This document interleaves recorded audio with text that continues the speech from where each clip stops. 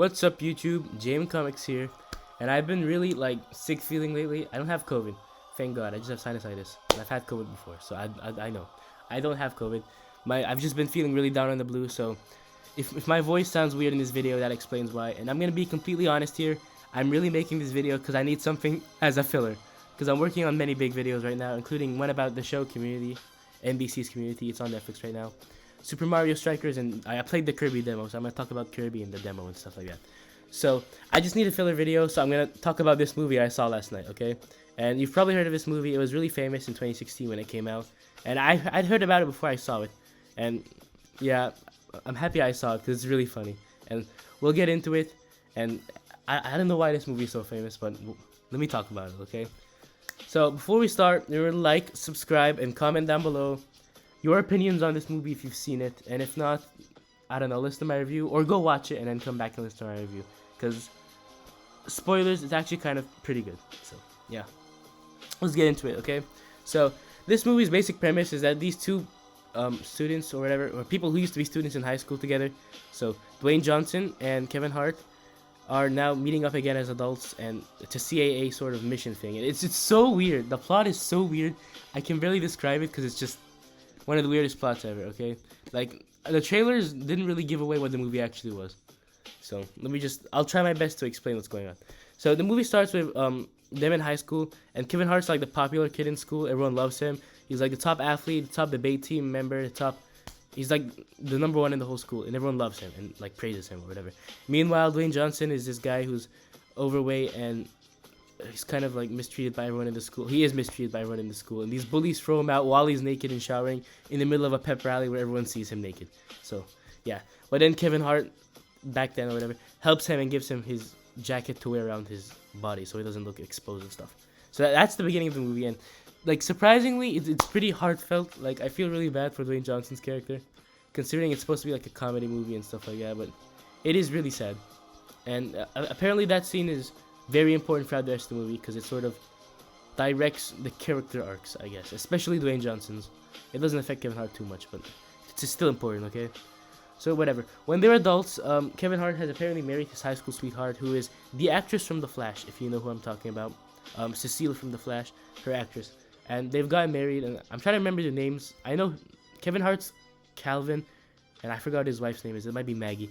Whatever. So the point is, they're married, and now he has an office job, but he doesn't really like his job. And there's just one guy in his work space or whatever in his office who's really, really annoying, and he always talks about like inappropriate things and stuff like that. He does not like his current standing in life, and he even tells his wife this, and she gets offended and stuff, because yeah, he's upset that he was number one in high school, and now he's sort of a nothing, pretty much a nothing now. So yeah, clearly it's trying to show you the tables have turned for him, and the tables definitely have turned for Dwayne Johnson's character. Because he comes into contact with Kevin Hart's character, and they both meet up. I'm just calling them by their names, okay? It's Bob and Calvin. So whatever, Dwayne Johnson's Bob. So they both meet up in this bar because Bob talked to Calvin, or sent an email to Calvin, or a text on Facebook or something, to become his friend again. So they meet up in this bar, and they become friends, and Dwayne Johnson in this movie is so funny. Like, normally Dwayne Johnson's a stoic character. Whenever he's with Kevin Hart, he's always making fun of him and his stature and stuff.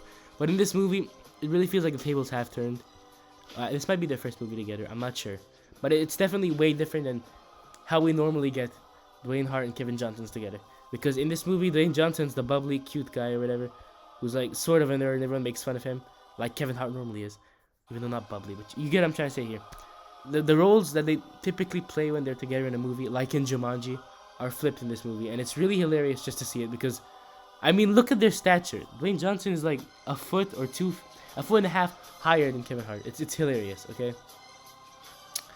So yeah, they beat some guys up in this bar, and then it gets kind of weird after this point, because up until this point, you hadn't really noticed it was a CIA movie. There was not much giving that away.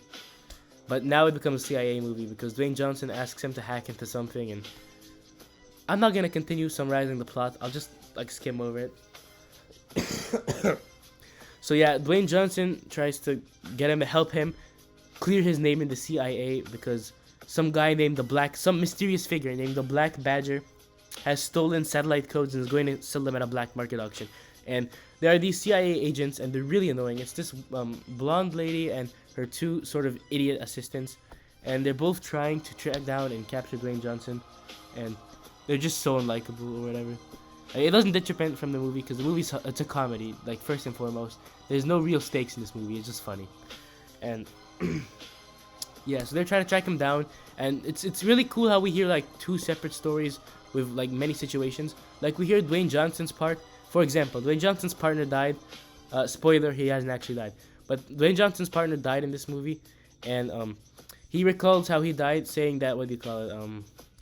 He was in an elevator, and he gave up his life or whatever, and Dwayne Johnson couldn't save him. But meanwhile, the blonde lady tells him that the story goes. The blonde lady tells Kevin Hart that the story went like Dwayne Johnson locked him in the elevator and killed him. But then you find out at the end that the partner actually faked his death so that he could get away from Dwayne Johnson and sell the satellite codes. So yeah, it's just cool how this movie messes with your mind because it's so stupid, but it's so hilariously stupid. So yeah, things escalate from there. We find out the Black Badger is his old partner, and I forgot the actor's name. The actor's a little bit famous. And then Dwayne Johnson, they have like a high school reunion at the end of the movie because they've been talking about it throughout the movie. And Dwayne Johnson gets back at the bully who was mean to him and talks to this girl he used to like, who's played by Melissa McCarthy. And okay, yeah. So overall, the movie is just really, really funny. It's kind of a dumb movie. Like the plot is so stupid. It's kind of bad, but it's like the funny bad. So yeah, it's good. And for some reason, some unexplained reason, Dwayne Johnson teleports non-stop in this movie, and there is no explanation as to why he teleports. He just teleports. Like, it's definitely a plot hole, but it gets laughs out of me. So I'll excuse it. I'll allow it. Okay. And Kevin Hart and Dwayne Johnson. I'm not sure if it's their first movie together, but it's one of their funniest ones together because, like I said, the roles being switched around in this movie make it so comedically gold. Because it makes no sense. Oh, and then the way it's kind of connected to high school and stuff is it's weird, but I like it, I dig it, and they really pull it off. They pull off what they're going for in this movie. And with all that considered, I'll give this movie on the quality scale a 7 out of 10 in quality because, like I said, the plot is incoherent. So many stupid things happen, and Dwayne Johnson just teleports in this movie. So a 7 out of 10 in terms of quality. In terms of entertainment, I give it a solid A, okay? Because it's really funny, it's hilarious. It might be a little too much for some people, but for me and my family, when I watched it with them, it was amazing in like a stupid sort of way. So I definitely recommend go and watch this. I don't know what streaming service it's on. Let me check for a second. Yeah, none that I know. It's on YouTube, obviously. So just go see it there, I guess. And remember to like, subscribe, and comment down below. It's on Apple TV also. You can check it out there. And this has been JM Comics. Look out for my videos on Kirby, Super Mario Strikers, and Community coming up soon, and they're taking a lot of time. I'm sorry about that. JM Comics out.